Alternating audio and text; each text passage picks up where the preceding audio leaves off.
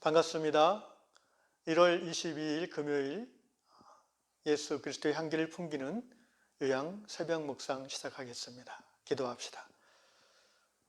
언제나 우리를 이 모습 그대로 사랑하시는 아버지 하나님, 오늘도 하나님의 우리를 향한 호의와 은혜로 인하여 눈을 떴고 또 우리의 몸을 움직여서 하나님의 말씀 앞에 나오게 하심을 감사드립니다. 주님, 이 시간이 정말 이 새벽의 고요함 가운데 하나님의 음성을 듣는 시간 되게 하시고 우리의 영이 하나님의 영을 만나서 힘을 얻는 시간 되게 인도하여 주시옵소서. 이 묵상에 참여하는 모든 하나님의 백성들에게 오늘 이 아침에 말씀으로 새롭게 하여 주시옵소서. 예수님의 이름으로 기도합니다. 아멘. 하나님의 음성을 듣고자 기도하면 함께 찬양하면서 하나님의 보좌 앞에 가겠습니다. 하나님의 음성을 듣고자 기도하면 귀를 기울이시고 나의 기도를 들어주신다네.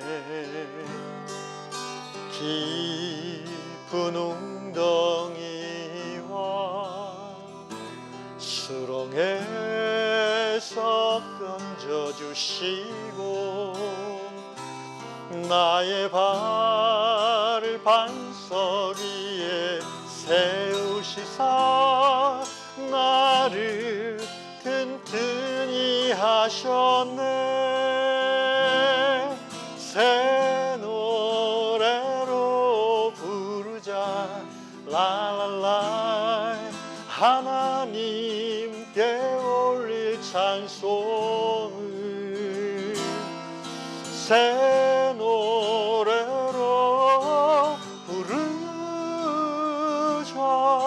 하나님 사랑을 주를 의지하고 교만하지 않으며 거짓에 치우치지 아니하면 복이 있으리라.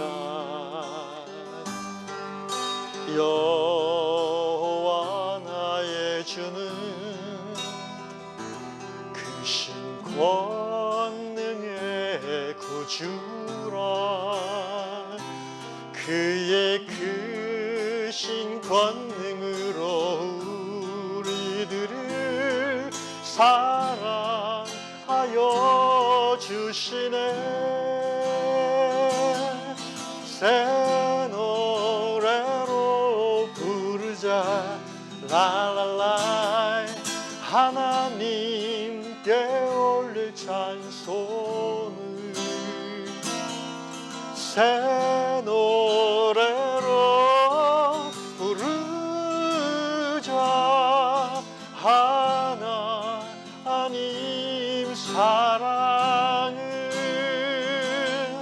새 노래로 부르자 라라라. 하나님께 올릴 찬송을 새 노래로 부르자.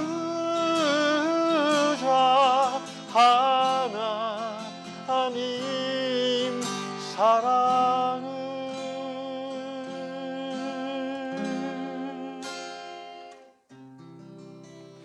네, 하나님께서 이 아침에 우리에게 계시하시는 말씀 시편 90편 12절 한 절 말씀만 읽도록 하겠습니다.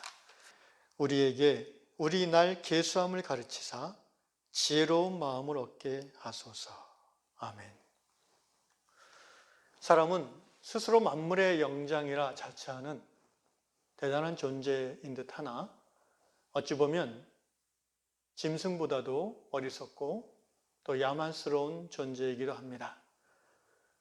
예를 들어 사자나 호랑이는 배고플 때만 사냥을 하고 다른 생명을 해하며 자신이 위협을 느낄 때만 상대를 공격합니다.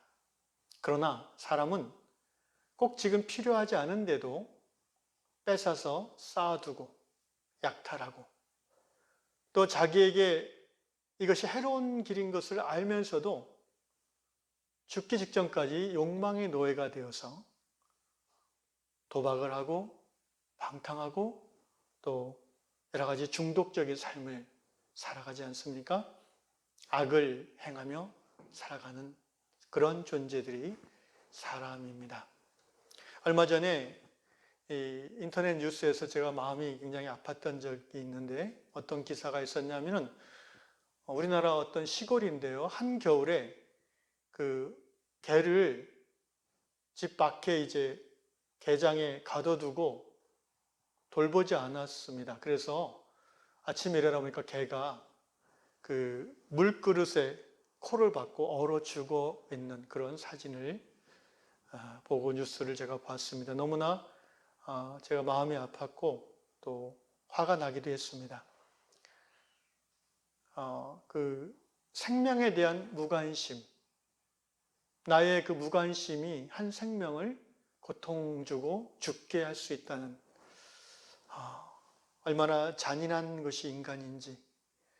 물론 모든 사람이 그렇지는 않지요. 어떤 사람들은 정말 그 인격과 지혜가 있어서 자신의 욕망을 절제할 수도 있고 또 자신의 가진 힘으로 주위 생명들을 밭 생명이든지 동물 생명이든지 돌보고 또 연약한 이웃들 돌보면서 자기 것을 나누어 주는, 그래서 더불어 행복한 삶을 추구해가는 그런 지혜로운 사람들도 많이 있습니다.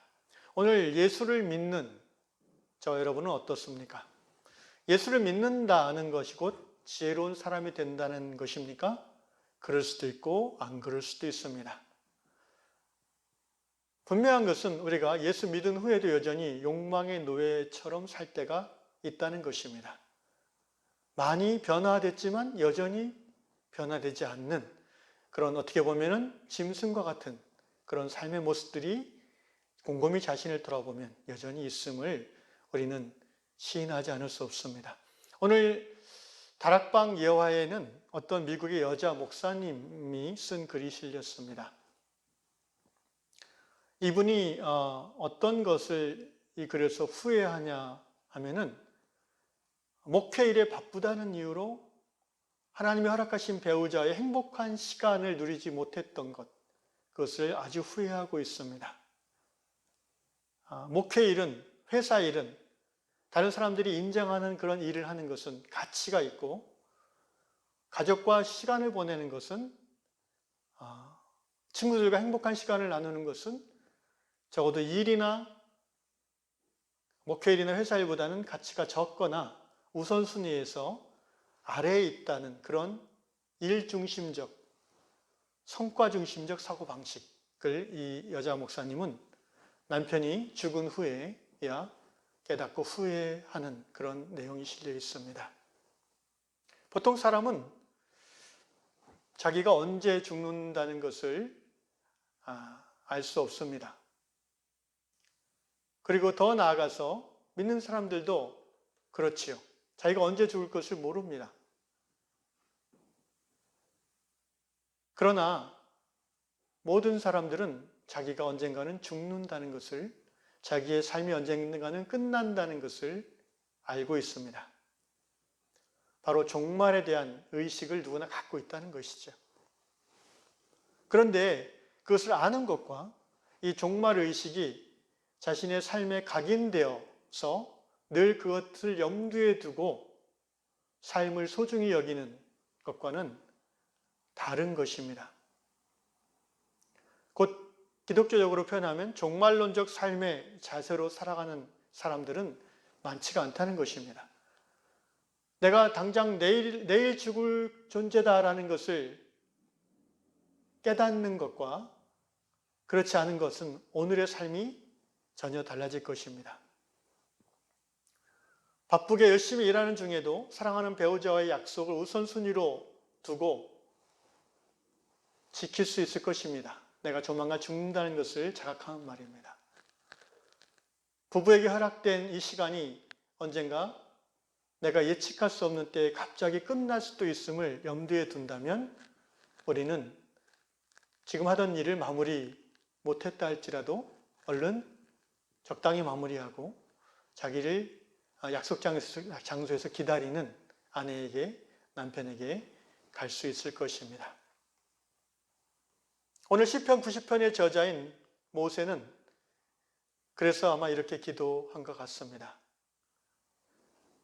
12절에 우리에게 우리날 계수함을 가르치사 지혜로운 마음을 얻게 하소서. 우리날 계수함을, 그러니까 내가 얼마나 살아왔는지를 이렇게 카운트하는 것을 가르쳐 달라고 기도하고 있습니다. 그게 꼭 누가 가르쳐야 할 수 있는 것입니까? 그렇습니다. 물론 혼자서 의식하고 할 수 있지만, 계산할 수 있지만 일상생활을 하면서 자기가 얼마만큼 살았고 앞으로 얼마 살 것에 대해서 늘 염두에 두고 사는 사람은 거의 없습니다. 그래서 모세는 겸손하게 하나님 앞에 가르쳐 달라고 기도하고 있는 것입니다. 제가 존경하는 신앙의 선배 중에 사람마다 좀 평가는 다를 수 있지만 다석 유영모 선생이라는 분이 있습니다. 이분은 그 생전에 당신의 사는 날을 하루하루 계산해서 사셨습니다. 누가 연세가 어떻게 되세요? 선생님 물어보면 몇 살이야? 라고 대답하지 않고 몇만, 몇천, 몇백, 몇십, 며칠이야 이렇게 대답하셨다고 합니다. 제가 이분의 책을 읽은 후에 저도 깨달은 바 있어서 실천하려고 하고 있습니다. 아마도 이 다석 선생님은 이 모세의 지혜로운 마음을 삶으로 실천하셨던 것 같습니다. 저도 제 스마트폰 다이어리에 제가 살아온 일수를 한 줄마다 한 번씩 기록합니다. 오늘은 제가 태어난 지 2811째 되는 날입니다. 제가 70세가 되는 날은 25,551을 산 거고요. 80세는 29,200일이고 90세는 32,850일입니다. 물론 계산이 틀릴 수도 있습니다. 며칠 정도는. 그게 뭐 대수겠습니까? 여기서 중요한 것은 내가 살아온 날이 2811일째다. 그런데 하나님의 은혜로 2811일 지금까지 살았고 앞으로 얼마를 더 살지 모르지만 분명 내가 이 세상에 태어난 날이 있기에 이 세상을 떠날 날이 있다는 것을 자각하는 것, 이것이 지혜의 핵심이라는 것이죠. 매일매일 욕심 따라 달려가는 삶을 살 수밖에 없는 어리석은 사람이지만 그래도 어느 날 문득 다이어리에 적힌 자기 날수를 보면 잠시 가던 길을 멈추고 지금 내가 제대로 살고 있는가? 지금 내가 하나님과 함께 동행하는가?